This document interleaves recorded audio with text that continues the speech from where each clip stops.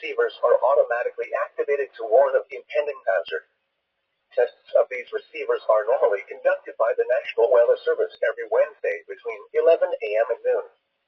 When there is a threat of, or existing severe weather, in the area, the test will be postponed until the following day.